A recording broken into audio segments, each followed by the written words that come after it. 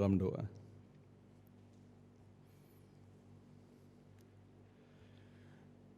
Bapa di surga, Allah kami yang kami kenal, yang kami sembah di dalam Yesus Kristus. Kami sangat bersyukur untuk penyertaan Tuhan sehari lepas sehari sampai pada hari ini. Dan kalau kami boleh ada saat ini sebagaimana kami ada, kami percaya itu semua adalah karena kemurahan Tuhan. Kami sadar tanpa Tuhan hidup kami tidak berarti. Tanpa Tuhan kami tidak bisa berbuat apa-apa. Karena itu kami sujud menyembah-Mu, mengakui kebesaran-Mu, mengakui kemahakuasaan Tuhan, kedaulatan Tuhan. Dan kami juga bersyukur kami boleh menerima kasih Tuhan, karunia Tuhan yang begitu besar, yang tidak dapat dibandingkan dengan apapun juga, yang kami peroleh di dalam Yesus Kristus yang sudah Engkau utus datang ke dunia jadi manusia dalam keadaan sebagai manusia yang hina, papa, tak berdaya, taat, mati di kayu salib untuk menebus dosa manusia. Dan saat ini kami mau menikmati semua anugerah-Mu, membawa diri kami semakin dekat dengan Tuhan. Dan kami juga sadar bahwa hanya ketika kami dekat dengan Tuhan sajalah kami mendapatkan ketenangan, mendapatkan kedamaian, sukacita yang dunia tidak pernah bisa berikan kepada kami. Bapa di surga, bawalah segenap jiwa kami terus tertuju kepada Tuhan. Baik ketika kami menyembah Tuhan dengan puji-pujian dan doa, dan juga pada saat kami juga dengarkan sabda-Mu. Kami mohon Tuhan, bukalah hati dan pikiran kami. Berbicaralah kepada kami. Dan kami percaya bahwa firman Tuhan tidak berubah, baik dahulu, sekarang dan sampai selama-lamanya. Urapilah juga hamba-Mu yang akan menyampaikannya. Kuasailah hati pikiran serta lidah bibirnya, sehingga apa yang disampaikan bukanlah buah pikirannya belaka, tetapi seturut dengan kebenaran firman-Mu saja. Ya Tuhan, inilah doa kami. Kami alaskan dengan penuh syukur di dalam nama Tuhan Yesus Kristus, Juru Selamat kami, Penebus kami, dan Gembala kami yang baik. Amin. Silakan duduk Bapak Ibu Saudara. Selamat pagi, Shalom Aleichem.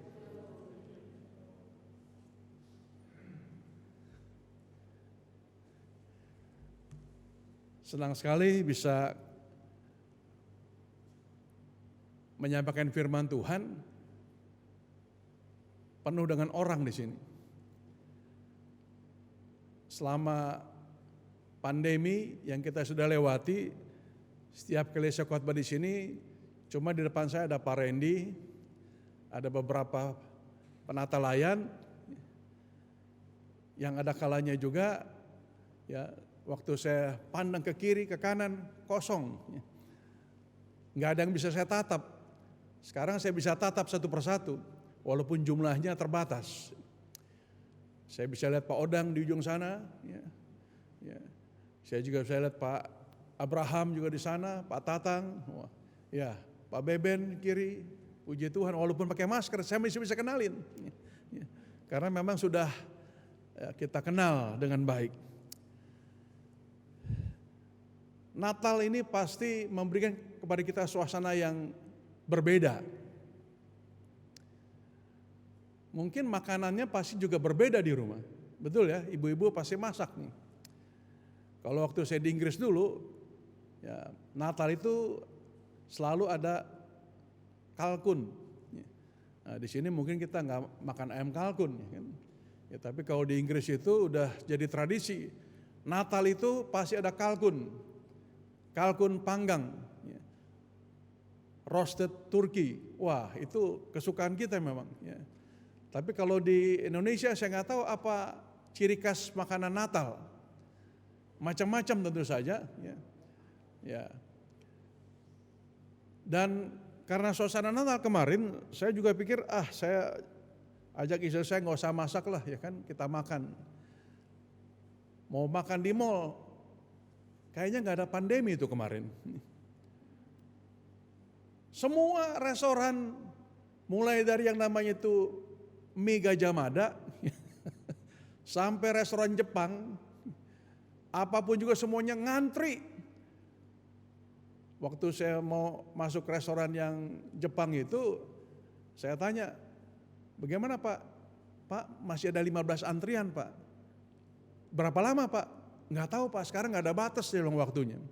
15 antrian, kalau 15 itu kali 10 menit, berarti kan 150 menit, 2 jam setengah. Waduh Pak, saya nggak jadi deh Pak ya. Akhirnya makannya di pinggir jalan akhirnya. Ya itulah rupanya orang-orang semua sudah ingin menikmati suasana yang baru. Ya, suasana yang tidak merasa lagi tertekan.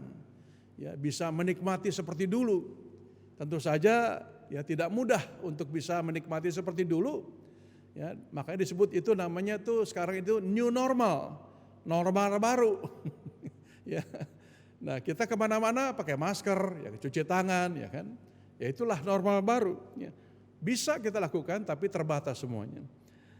Bapak Ibu, saudara yang kekasih dalam Kristus, pagi ini kita akan merenungkan firman Tuhan. Saya diberikan oleh Pak Randy judulnya Perjanjian yang Baru. Perjanjian yang baru. Ya, saya beri picture di sana itu ada kata old and new, sama seperti ya tahun baru ya, old and new. Ya. Ini bukan ya hal yang mudah untuk saya sampaikan. Ini khotbah saya bisa saya bikin panjang, bisa saya bikin pendek, tergantung waktunya. Ya, ya. Karena memang mau tidak mau kita harus belajar, dan saya bersyukur bahwa rupanya Pendeta Randy ini ingin supaya jemaat di sini diperlengkapi. Walaupun Natal, tetap kita harus belajar firman Tuhan. Dan saya setuju, sebab memang ya saya sebagai juga ya seorang yang memang dipanggil Tuhan untuk jadi hamba Tuhan, misi saya dari dulu sampai sekarang adalah dipanggil Tuhan untuk memperlengkapi jemaat Tuhan. Walaupun saya bukan punya pendidikan yang tinggi sampai punya master ataupun doktor, tapi saya memang Tuhan mau pakai untuk memperlengkapi jemaat Tuhan. Dan saya rindu ya, memperlengkapi jemaat Tuhan. Nah maka itu saya persiapkan dengan apa yang saya bisa dapatkan mengenai apa yang saya sampaikan pada pagi ini mengenai perjanjian yang baru. Saya tidak akan baca ulang apa yang tadi sudah dibaca dalam Yeremia pasal yang ke-31 ayat 31 sampai 34. Tapi silakan Bapak Ibu Saudara buka ya 2 ayat saja saya akan bacakan, yaitu ayat 31 dan ayat yang ke-32.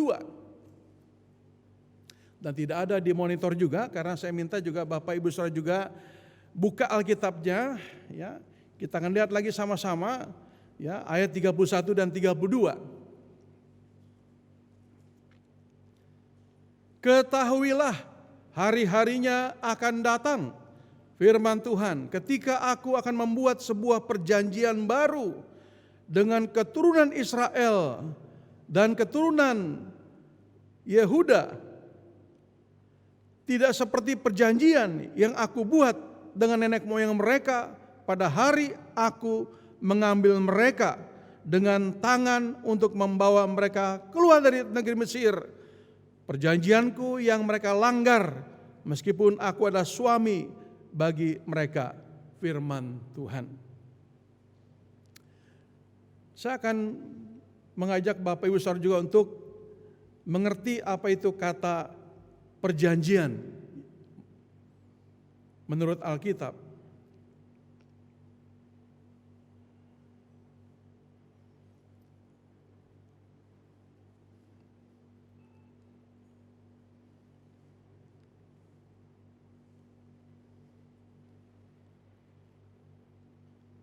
Jangan. Ya, kata perjanjian, ya, kalau dalam bahasa Inggris itu adalah covenant. Ya, covenant artinya persetujuan antar dua pihak yang mengikat, lebih kuat dan dari hanya sekedar janji. Covenant. Ya, sama juga seperti kita juga misalnya membuat semacam perjanjian dengan salah satu pihak, maka disebut juga dalam perjanjian itu ada pihak pertama, pihak kedua. Semacam itulah yang dimaksud dengan covenant. Lalu juga dalam bahasa Latin itu disebut testamentum, atau dalam bahasa Yunani itu kaine diatheke, artinya pesan atau wasiat terakhir yang melibatkan dua belah pihak yang sifatnya mengikat dan tidak dapat diubah. Kalau kata wasiat itu ada hubungannya dengan warisan biasanya. Ya. Orang tua yang kaya, yang punya banyak harta, ya, itu tentu saja ketika nanti juga meninggal supaya tidak ribut keluarganya, mereka suka juga menaruh wasiat, ya, dibuat di notaris supaya akhirnya nanti kalau dia meninggal hartanya itu tidak direbutkan, tapi sudah diwariskan sesuai dengan wasiat yang tertulis perjanjian di notaris. Ada seorang bapak yang mau meninggal, ya, dia kumpulkan semua anak-anaknya dengan kata-kata yang seperti sudah mau habis. Dia berkata kepada anak-anak yang kumpul, ada 5 orang anak. Dia katakan, Agus, kamu nanti pegang, ya, daerah Kelapa Gading, ya. Terus anak yang kedua, Atin, kamu nanti pegang Permata Hijau, ya. Lalu satu lagi, Alung, kamu nanti pegang, ya, itu yang ada di Central Park. Semua anak-anaknya semua dikasih begitu. Nah, di rumah sakit ini, dokter juga waktu itu sedang ada di situ. Dia bilang sama istrinya, wah, rupanya orang kaya ya suami kamu. Istrinya bilang, bukan, itu adalah jadwal antar susu.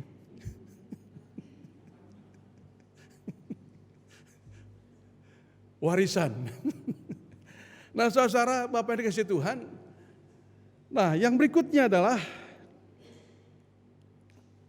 ini saya nggak nyala nih kayaknya.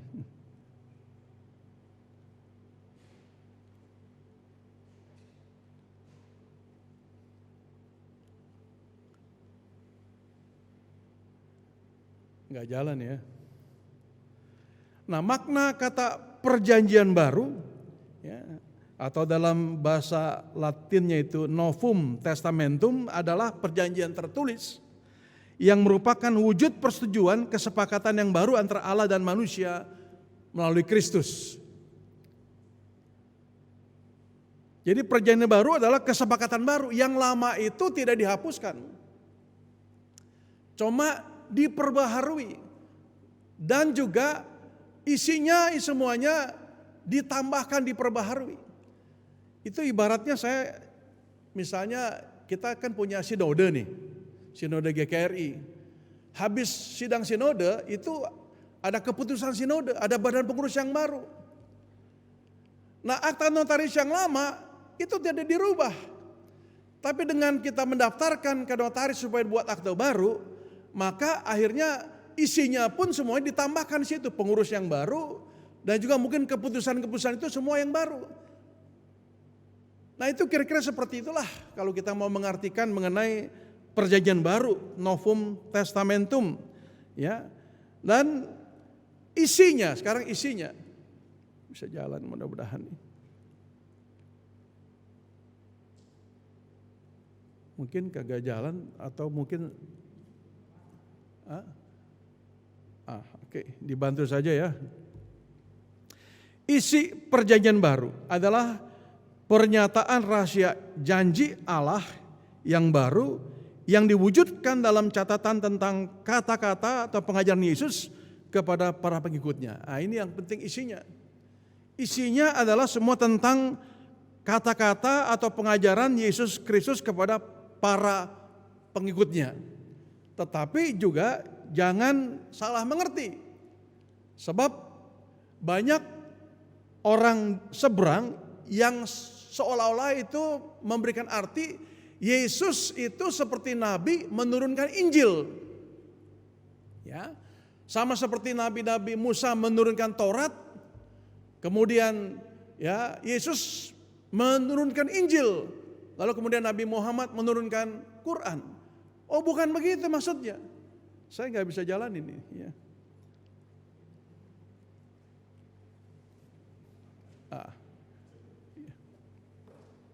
Ya. Yesus Kristus tidak menurunkan Injil atau menulis Injil. Ya, ini yang kita juga harus memahami. Ya, jangan sampai kita seperti itu ya menerima apa yang sering dikhotbahkan, yang kita sering juga dengar di YouTube. Seperti itu akhirnya membuat kita itu salah mengerti. Yesus Kristus tidak menurunkan Injil. Injil adalah Yesus Kristus. Jadi isi daripada Alkitab yang lama, perjanjian lama maupun yang baru itu semua itu menuliskan tentang Yesus Kristus. Kata Injil itu evangelion, artinya kabar baik. Injil bukan kitab, tapi Injil adalah kabar baik. Kabar baik tentang Yesus Kristus yang disampaikan dalam Injil Markus pasal 1 ayat yang ke-1. Ya. Nah, saya akan menjelaskan satu periode yang unik yang dimana kalau kita buka Alkitab kita, ya, ini Alkitab yang cetakan ini, Alkitab Lembaga Alkitab Indonesia. Kalau kita buka itu terakhir dari perjanjian lama kitab apa? Itu kitab Maleakhi. Kemudian setelah kitab Maleakhi, ya, kemudian apa yang terjadi? Setelah kitab Maleakhi itu ada lembaran yang kosong, ya, ada lembar kosong, ya. Nah, lembar kosong ini juga ada artinya, walaupun memang ini berarti ini cuma dipisahkan antara perjanjian lama dan perjanjian baru. Tetapi di dalam ya pengertian daripada apa yang dimaksud dengan juga ya yang saya ingin sampaikan adalah ada namanya periode intertestamental. Memasuki perjanjian baru itu bukan begitu saja. Jadi ada namanya periode intertestamental, itu periode di mana mulai dari kitab Maleakhi terakhir Tuhan berbicara. Ya, kalau Bapak Ibu Saudara nanti buka di kitab Maleakhi pasal 4 ayat 5 dan 6, itu diperkirakan itu ditulis pada tahun kira-kira 430 atau 420 sebelum Masehi. Kemudian sampai kepada kelahiran Yohanes Pembaptis. Ya. Dalam Markus pasal 1, ya, itu terjadi kira-kira tahun 6 atau 4 sebelum Masehi. Nah, yang dimaksud dengan periode intertestamental adalah periode di mana itu ya ada masa keheningan selama 400 tahun sebelum perjanjian baru. Setelah kitab Maleakhi sampai kepada kitab Injil Matius, itu ada 400 tahun itu disebut masa sunyi. Hening, 400 tahun tidak ada firman Tuhan disampaikan, tidak ada wahyu yang disampaikan.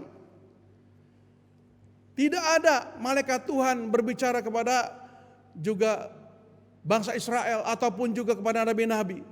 Tidak ada nabi-nabi berbicara senama Tuhan untuk bangsa Israel. hening. Itu disebut namanya periode intertestamental. Nah, dalam periode ini memang tidak ada di dalam Alkitab, tetapi dalam sejarah itu luar biasa. Makanya kalau kita baca kitab Daniel, ya, itu ada ya semua itu nubuat-nubuat yang terjadi di balik semuanya ini.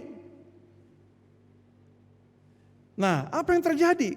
Ya selama periode intertestamental itu masa keheningan 400 tahun itu tidak ada pewahyuan. Slide berikutnya, itu di situ ada perubahan-perubahan terjadi. Situasi politik berubah. Sosial budaya berubah. Agama juga berubah. Ya. Nah, kerajaan demi kerajaan itu juga mulai ya saling mengalahkan. Darius Raja Persia ditaklukkan oleh Alexander Agung, kerajaan Yunani. Dan akhirnya pengaruh kebudayaan Yunani pun terus berkembang, disebut Helenisme.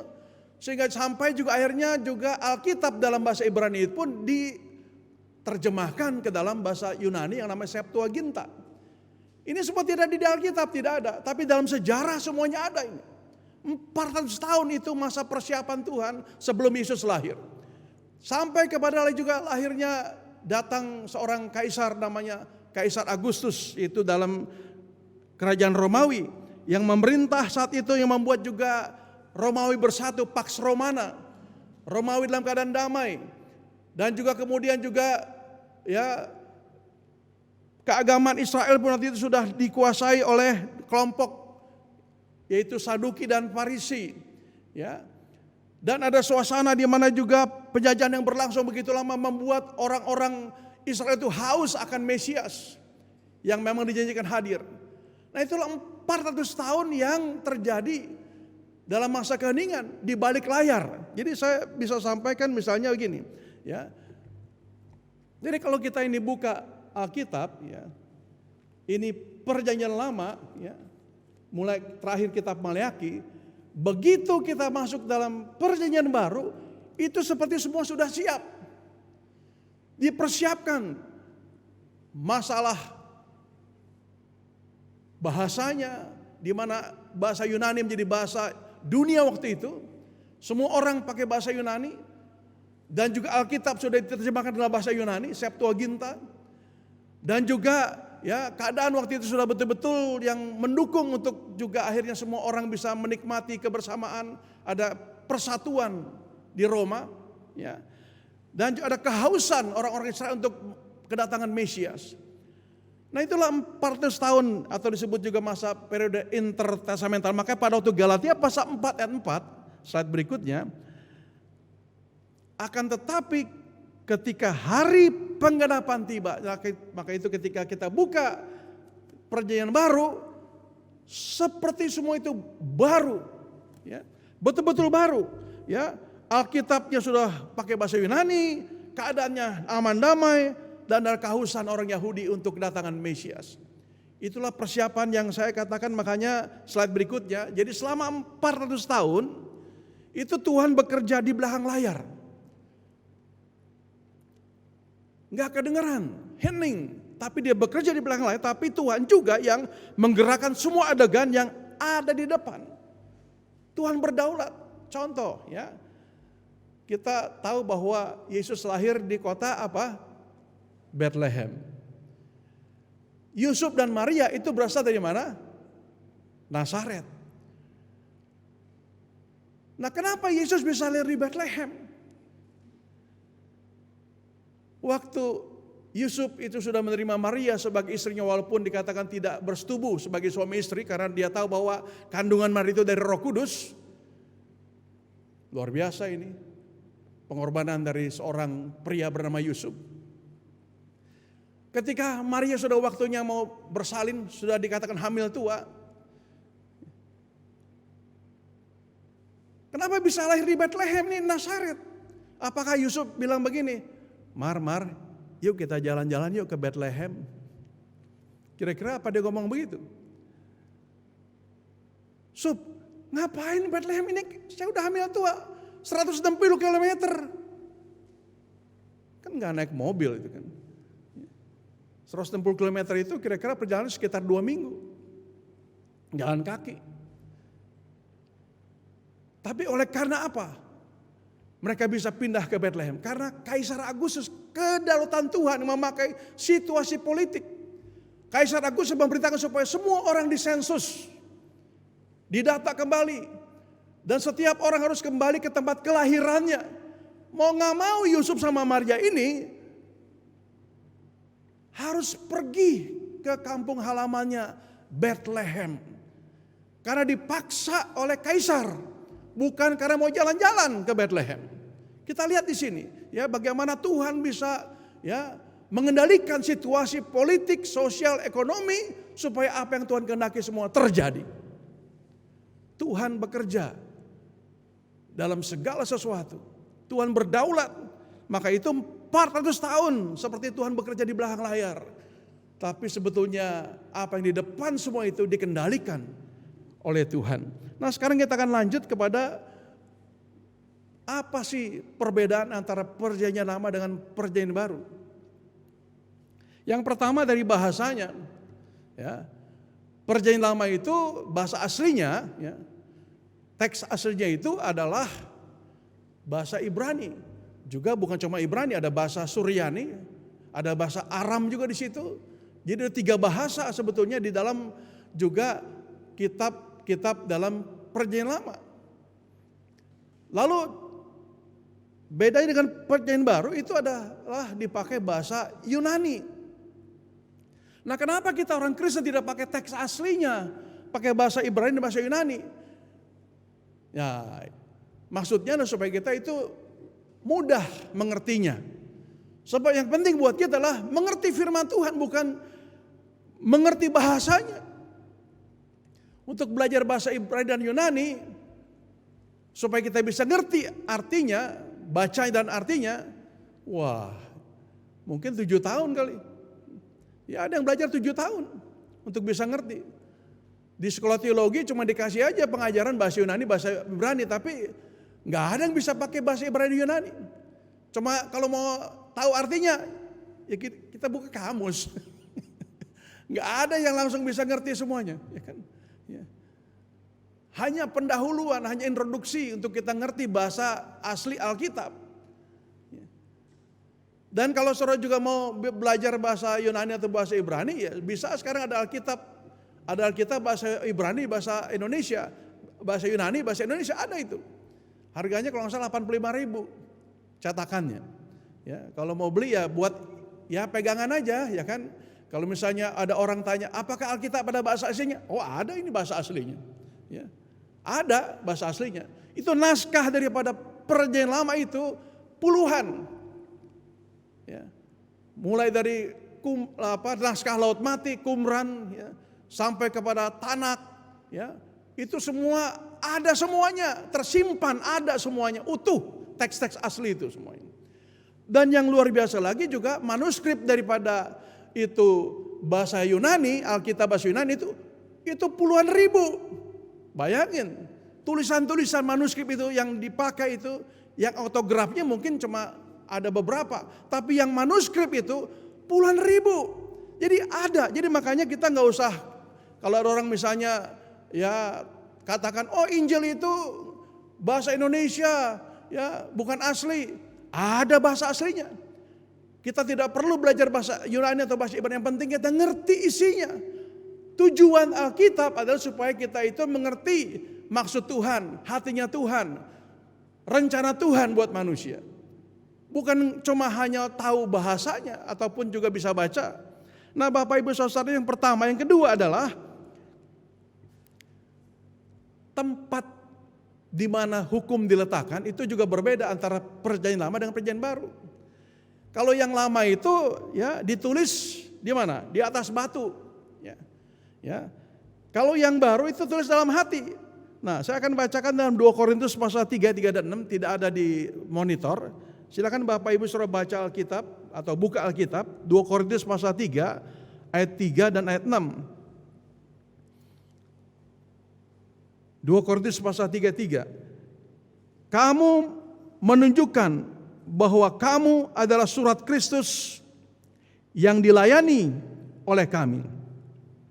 Yang ditulis bukan dengan tinta, melainkan dengan Roh Allah yang hidup, bukan di atas loh-loh batu, melainkan di loh-loh hati manusia.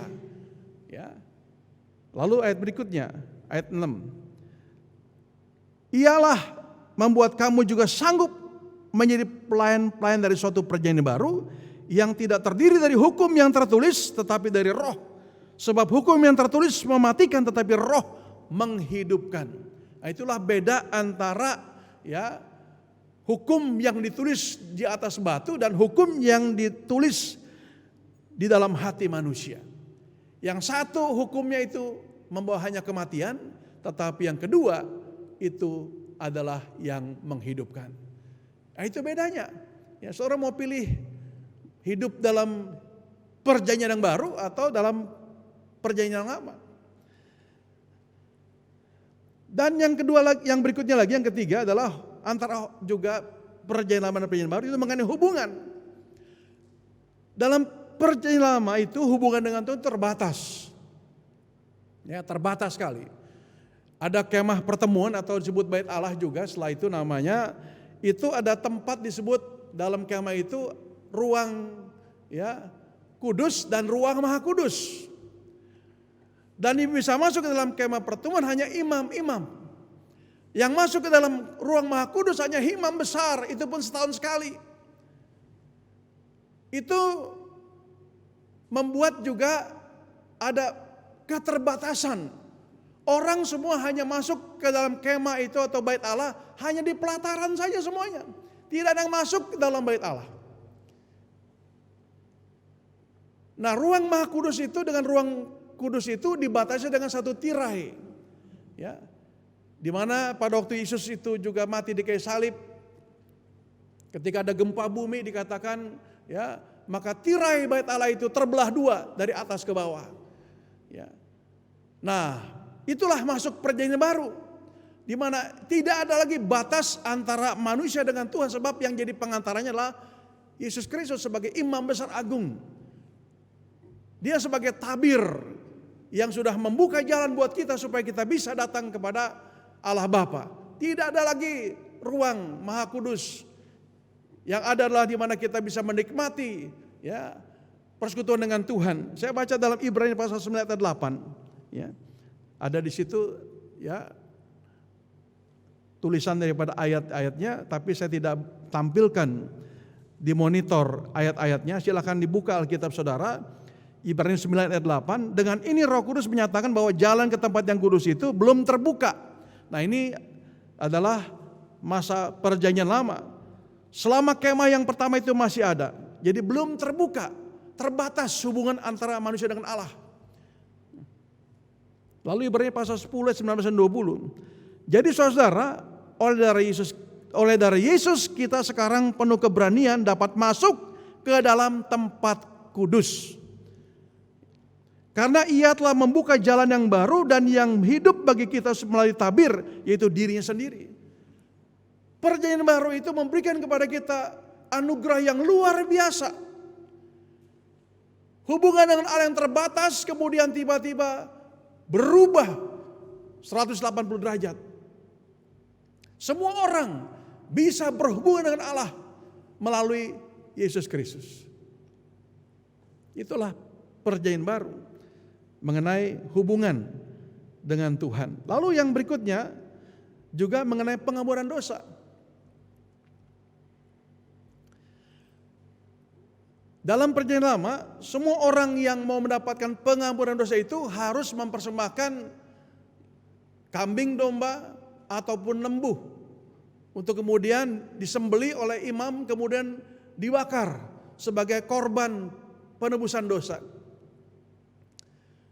Nah, dalam pengampunan dosa ini itu semuanya itu menggambarkan hanya kayak kiasan atau bayangan. Sebab dalam proses, artinya walaupun orang itu mendapatkan pengampunan dosa, tapi nanti dia lakukan lagi kalau dia berbuat dosa. Dan setiap tahun imam besar harus menyembelih seekor anak domba yang tidak bercacat celah untuk pengampunan dosa umat semuanya. Setiap tahun sekali. Masuk ke dalam tempat maha kudus, membawa darah domba yang tidak bercacat celah di atas tabut perjanjian, disebut itu namanya itu tutup pendamaian, maka darah itu dipercikan di atasnya sebagai korban penebusan dosa buat manusia setahun sekali. Itu mengingatkan bahwa dosa itu belum betul-betul diampuni, hanya proses. Tetapi ketika Yesus mati di kayu salib, maka itu gambarnya berbeda. Itu sepertinya itu Yesus sebagai anak domba Allah yang tersembelih, dia mati di kayu salib untuk menebus dosa manusia, bukan setahun sekali pengampunannya, tapi sekali untuk selama-lamanya. Ibaratnya gini, setiap orang yang hidup dalam perjanjian lama yang melakukan firman Tuhan Taurat, mengadakan pengampunan dosa dengan memberikan korban bakaran untuk disembelih supaya ada penebusan dosa, itu ibaratnya dia itu sedang menerima sebuah cek mundur tentang pengampunan dosa. Bapak Ibu Saudara yang bisnis pasti tahu lah, cek mundur. Ya. Pakai giro itu, cek. Kemudian kita misalnya mau bayar orang misalnya 1 juta. Tapi bukan hari ini ceknya itu tanggalnya. Tapi ditulis misalnya tanggal 20 Januari 2022. Jadi cek itu walaupun kita sudah pegang sebagai pembayaran belum lunas, tapi sudah dibayar. Tapi belum lunas, masih proses. Nanti tanggal 20 Januari 2022 baru kita bisa cairkan itu uang. Berarti sudah lunas. Nah, itulah bedanya. Dalam perjanjian baru Yesus Kristus sudah bayar lunas semuanya. Jadi apa yang dulunya itu adalah dalam perjanjian lama itu adalah sebagai cek mundur, maka di dalam perjanjian baru itu semuanya lunas dibayar. Maka Yesus berkata ketika dia mati di kayu salib, apa dikatakan? Tetelestai. Sudah selesai, sudah lunas. Nah, kita hidup dalam perjanjian baru yang sungguh menakjubkan. Kita tidak perlu harus terima lagi cek mundur tentang pengampunan dosa. Tapi kita sudah lunas dibayar saat ini juga ketika kita datang kepada Yesus.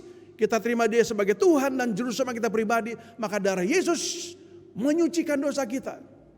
Saat ini juga. Tidak tunggu berapa lama lagi. Saat ini juga kalau kita datang kepada Yesus, semua dosa kita disucikan oleh darah Yesus. Sebab darah Yesus dikatakan berkuasa untuk menyucikan segala dosa.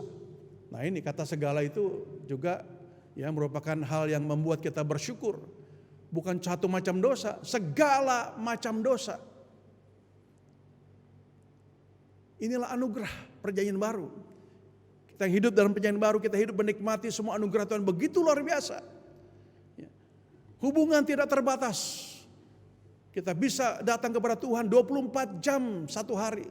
Mau jam berapa, di mana saja kita berada juga tidak dibatasi sebab kita menyembah dalam Allah dengan roh Allah dan kebenaran.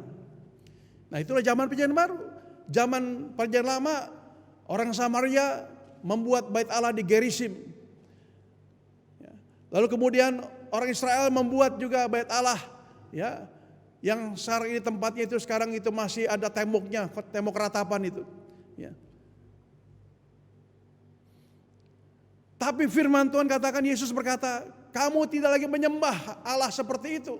Kita menyembah Allah dalam roh dan kebenaran. Artinya kita tidak dibatasi oleh ruang, tempat, dan waktu. Tidak harus kiblatnya Yerusalem. Tidak harus kiblatnya Gerizim. Tapi kita menyembah Allah dalam roh dan kebenaran. Itulah perjanjian baru. Maka itu dimanapun kita berada, kita bisa menikmati hadirat Tuhan. Bukan cuma di gereja. Jangan mengkultuskan gereja seperti hanya gerejalah Tuhan hadir. Nah, ini yang seringkali masih ada juga ya di kalangan orang Kristen. Seolah kalau di gereja itu baru kita bisa berdoa. Kalau nggak di gereja kita nggak bisa berdoa. Saya mau katakan ekstrimnya lagi, di WC pun kita bisa berdoa. Minta maaf. Mungkin tempat yang paling sunyi itu, ya kan? Di WC. Kata Yesus, jika kamu mau berdoa, masuklah ke tempat yang tersembunyi. Mana yang paling tersembunyi? WC. Saudara bisa berdoa. Lalu orang bilang, haram itu. Masa kita di WC kita berhubungan dengan Tuhan? Haram itu kata Tuhan Yesus bukanlah apa yang kita lihat. Bukan yang kita nikmati, tapi apa yang masuk, bukan apa yang masuk dalam mulut kita, tapi yang keluar dari hati kita. Itu yang haram, itu yang keluar dari hati. Ya. Apa yang kita lihat, kalau dari hati nggak ada apa-apa, nggak ada masalah. Tapi kalau lihat di hatinya berbeda, misalnya seperti Daud itu ngelihat Batseba, ya, tiba-tiba langsung dia ingin bersetubuh dengan dia, ya itu lain. Ya kan? Tapi kalau dilihat dia biasa liwat gitu, nggak ada apa-apa, nggak ada masalah. Dari hati, semua haram itu dari hati semuanya. Ya. Nah berikutnya juga adalah mengenai ritus atau sakramen. Kalau dalam perjanjian lama itu, waduh, banyak sekali ritusnya. Sakramennya. Ada namanya upacara sunat, upacara pembasuhan, upacara persembahan, lalu ada korban. Upacara korbannya 5 macam. Upacara hari raya itu ada 10 macam. Ya, saya juga nggak hafal tuh. Ya, ada Rosh Hashanah, ada Yom Kippur, ada Sukkot, ada Pesah dan lain-lain. Ada korban bakaran juga, korban bakaran untuk korban sajian, korban keselamatan dan sebagainya. Tetapi dalam perjanjian baru kita cuma ada 2 sakramen, yaitu baptisan kudus dan perjamuan kudus. Berikutnya adalah mengenai durasi perjanjian, sampai kapan itu perjanjian lama itu berlaku. Perjanjian lama berlaku hanya sampai Kristus lahir. Tadi kita baca. Ayat-ayatnya banyak di Alkitab juga. Ya. Perjanjian lama itu hanya berlaku sampai Kristus lahir. Ya. Lalu kalau perjanjian baru itu adalah sampai selama-lamanya. Sampai Yesus nanti datang kedua kali. Sampai kita berada dalam rumah Tuhan di surga dalam kemuliaannya. Ibrani pasal 10 saya baca, karena semuanya itu di samping makanan, minuman dan berbagai macam pembasuhan hanyalah peraturan-peraturan untuk hidup insani yang hanya berlaku sampai tibanya waktu pembaharuan. Itulah durasi perjanjian lama. Hanya sampai waktu pembaharuan. Kapan itu? Yaitu ketika Yesus lahir ke dunia. Dan yang berikutnya yang terakhir adalah mengenai pencurahan Roh Kudus. Kalau dalam perjanjian lama itu, ya, pencurahan Roh Kudus itu dibatasi hanya kepada 3 golongan orang. Kepada siapa saja? Itu kepada golongan raja, golongan imam, dan golongan nabi. Hanya 3 golongan ini saja orang bisa menerima karunia Roh Kudus atau pencurahan Roh Kudus. Tapi ketika dalam perjanjian baru, ketika Yesus sudah bangkit dari kematian, dia naik ke sorga, 10 hari kemudian, hari Pentakosta setelah dia naik ke sorga, maka Yesus hadir lagi dalam wujud Roh Kudus. Dan dikatakan semua orang, baik laki-laki perempuan, orang dewasa, anak-anak muda, semua juga menerima karunia Roh Kudus. Itu pengenapan daripada kitab Nabi Yoel pasal 2 ayat 28 sampai 32, dan juga yang dikhotbahkan oleh Petrus dalam Kisah Rasul pasal 2 ayat 17 sampai 21. 17 ayat 21 ya. Nah, saya akan bacakan saja salah satu daripada Kisah Rasul pasal 2 17 dan 18. Dan pada hari-hari terakhir akan terjadi, Allah berfirman bahwa aku akan mencurahkan rohku ke atas semua manusia. Dan anak-anakmu laki-laki dan anak-anak perempuan akan bernubuat. Dan anak-anak mudamu akan melihat penglihatan. Dan orang-orang tua di antaramu akan memimpikan mimpi-mimpi. Bahkan ke atas hamba-hambaku laki-laki dan hamba-hambaku perempuan, pada hari-hari itu aku akan mencurahkan rohku dan mereka akan bernubuat. Kepada siapa saja Roh Kudus dapat diterima oleh setiap orang yang sudah bertobat, terima Yesus sebagai Tuhan dan juru selamat pribadi. Sebab ketika kita bertobat dan terima Yesus, darah Yesus sucikan dosa kita. Setelah kita dikuduskan, baru Roh Kudus bisa masuk ke kita. Tapi kalau kita belum bertobat dan belum terima Yesus, Roh Kudus nggak bisa masuk. Sebab kita masih orang yang berdosa, dikuasai dosa. Tapi ketika kita sudah menjadi milik Kristus, ya, sudah dibasuh oleh darah Kristus, sudah ditebus oleh kematian Kristus di kayu salib, maka barulah Roh Kudus itu bisa tinggal dalam hidup kita. Maka itu ada kadang-kadang di stadion utama, siapa mau terima Roh Kudus angkat tangan. Dalam hati saya, memang Roh Kudus itu diobral. Lagi sales apa? Di mana-mana sel, ya kan? Roh Kudus juga ada selnya. Siapa mau terima Roh Kudus silakan angkat tangan. Mana bisa? Bertobat dulu, minta dari Yesus sucikan dosa kita, baru kita sudah disucikan dari Yesus, Roh Kudus bisa masuk dalam hati kita.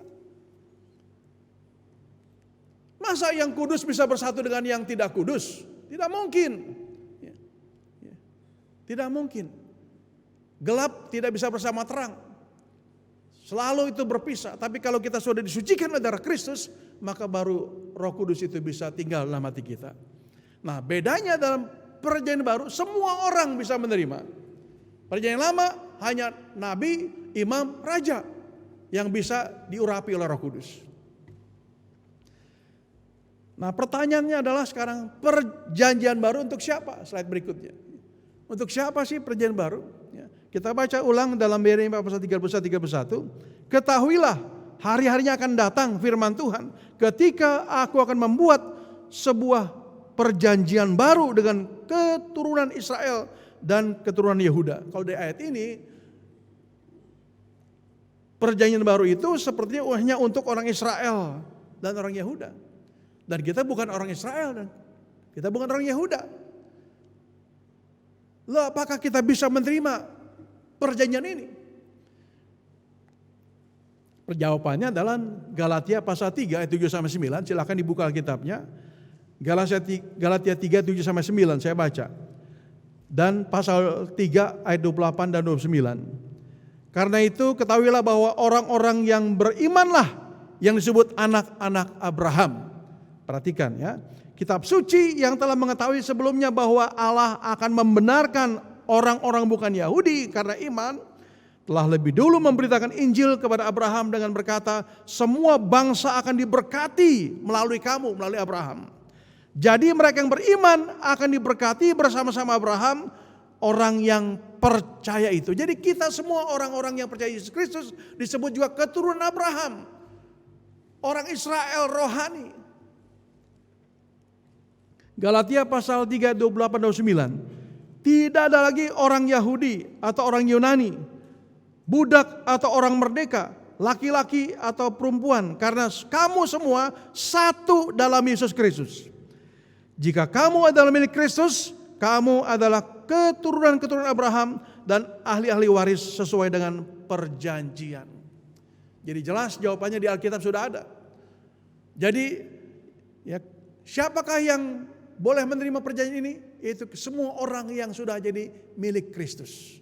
Nah, itulah ya ayat yang sudah saya bacakan. Jadi kesimpulannya slide berikutnya, orang yang beriman kepada Yesus Kristus atau milik Kristus Yesuslah yang adalah anak-anak perjanjian atau orang-orang yang dimana kita mendapatkan perjanjian yang baru ini. Nah, kesimpulannya adalah perjanjian baru tertulis yang merupakan wujud persetujuan kesepakatan yang baru antara Allah dan manusia melalui Kristus. Perjanjian lama itu menjadi bukti sejarah dan merupakan pelajaran bagi orang yang hidup dalam perjanjian yang baru supaya semakin memiliki pengharapan dan iman yang teguh. Ya. Perjanjian lama itu memberikan kepada kita satu bukti bahwa apa yang dikatakan dalam perjanjian baru itu memang sudah ada dinubuatkan dalam perjanjian lama. Jadi menyempurnakan apa yang ada dalam perjanjian baru karena ada perjanjian lama. Maka itu kita tetap menerima perjanjian lama walaupun kita hidup dalam perjanjian yang baru. Pedoman hidup kita adalah perjanjian baru, tapi yang lama itu sebagai pelajaran buat kita untuk membawa kita untuk semakin teguh dalam pengharapan dan iman kita. Nah, itulah apa yang bisa saya sampaikan dengan judul daripada khotbah ini, perjanjian yang baru. Kiranya Tuhan memberkati. Selamat merayakan Natal 2021. Kita songsong tahun baru 2021 dengan pedoman hidup baru dalam perjanjian yang baru. Amin. Mari kita berdoa.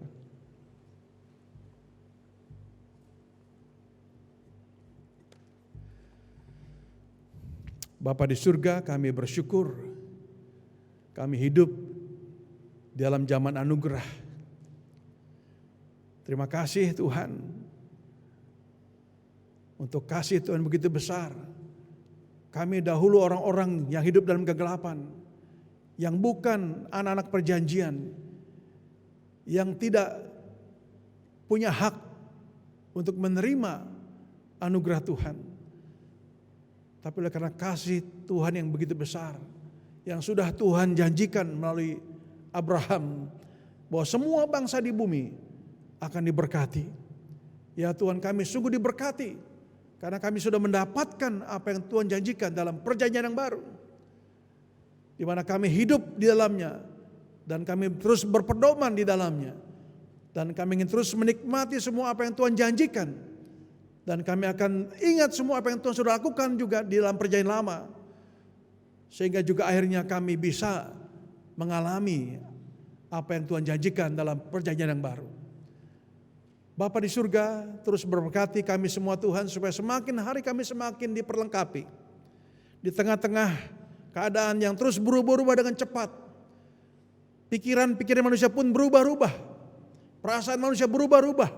Sebab keadaan berubah-ubah. Kami percaya firman-Mu tidak berubah. Maka itu kami mohon Tuhan, menterahkanlah firman-Mu dalam hati kami, supaya kami tidak mudah berubah, tidak goyah menghadapi tantangan zaman apapun juga. Walaupun badai gelombang menghempas kami, tapi kami tidak goyah, dan terus kami setia mengiring Tuhan, menikmati terus semua apa yang Tuhan sudah lakukan bagi kami dengan penuh syukur. Bapa di surga, terus berkati juga untuk hamba-hamba Tuhan yang sudah juga pakai di GKI di Kelapa Gading ini. Tuhan pakai terus Pendeta Randy, Tirta Nadi, Pendeta Moili, GI Abraham, dan juga semua para majelis, jemaat, dan para pengerja. Tuhan yang akan membawa mereka dalam satu kesatuan yang indah. Menjadi gereja yang mengasihi, gereja yang berdoa, gereja yang bersaksi, gereja yang mengutus, dan nama Tuhan dipermuliakan, sehingga banyak orang datang mencari Tuhan Yesus di dalam komunitas ini. Terima kasih Bapa di surga, berkati semua program-program yang membawa kepada jemaat supaya diperlengkapi, supaya juga mereka sungguh-sungguh bertumbuh dan tidak goyah menghadapi apapun pengajaran-pengajaran yang sesat yang muncul dimanapun juga. Terima kasih Bapa, kami mengucap syukur semuanya ini di dalam nama Yesus Kristus, Gembala kami yang baik. Amin.